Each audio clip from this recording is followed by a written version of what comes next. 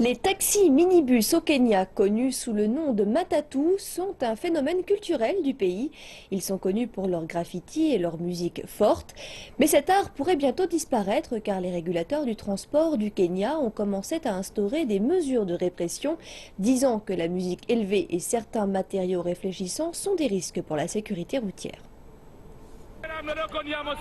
Heure de pointe à Nairobi.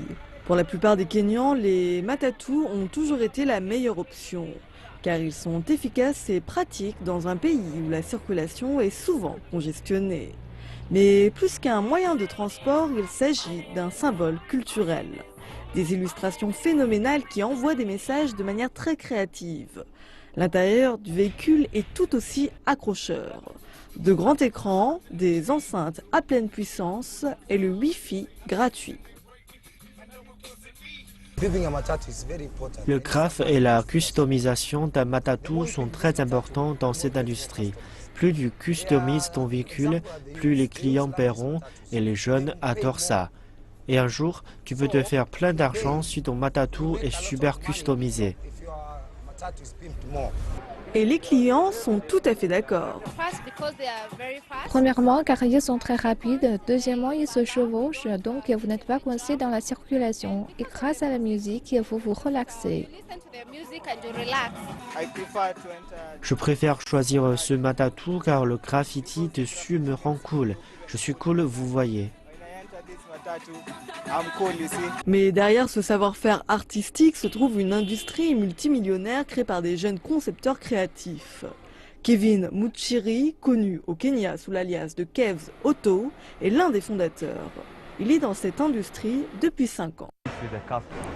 Tout cela dépend du client. Un client peut vouloir un thème hip-hop, un autre un thème gospel et encore un autre un thème football.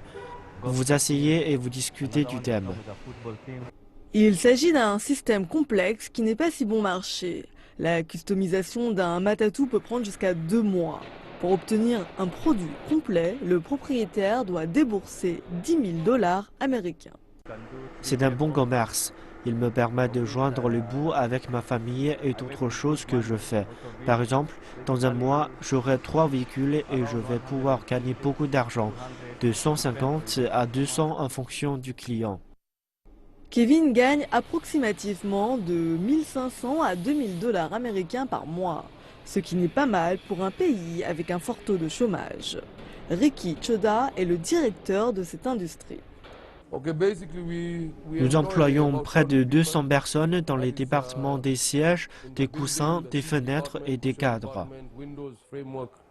Mais cette industrie multimillionnaire est souvent menacée car les régulateurs de transport du pays se sont embarqués dans la chasse à matatu. Ils disent que les matatus sont dangereux pour la sécurité des routes kenyanes. Certaines voitures possèdent un volume sonore très élevé et la lumière à l'intérieur du véhicule est telle que vous ne voyez pas qui est à l'intérieur. Ce sont ces genres de choses qui sont dangereuses pour la population. Les matatus créent également de nombreux accidents de la route et nous voulons empêcher ça. De nombreuses personnes se plaignent également du caractère obscène des illustrations, disant qu'elles se rapprochent de la pornographie. Les mesures de répression ont commencé il y a 5 jours et la plupart des matatus restent soudés. Certains ont commencé à enlever les graffitis, mais d'autres sont inflexibles. Les régulateurs de transport du pays ont commencé à instaurer des mesures de répression sur les matatus fortement customisés afin de garantir la sécurité des routes.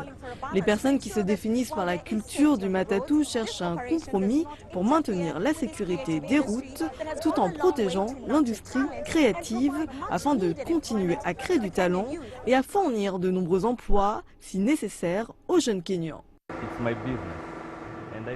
C'est mon commerce. Je ne vois rien d'obscène ni d'illégal sur ce véhicule. Je ne comprends pas pourquoi ils nous demandent d'enlever les graffitis alors que nous essayons de sauver la culture matatu. C'est mon principal combat. Mais l'autorité nationale de transport et de sécurité ne recule pas et 500 000 emplois sont en jeu.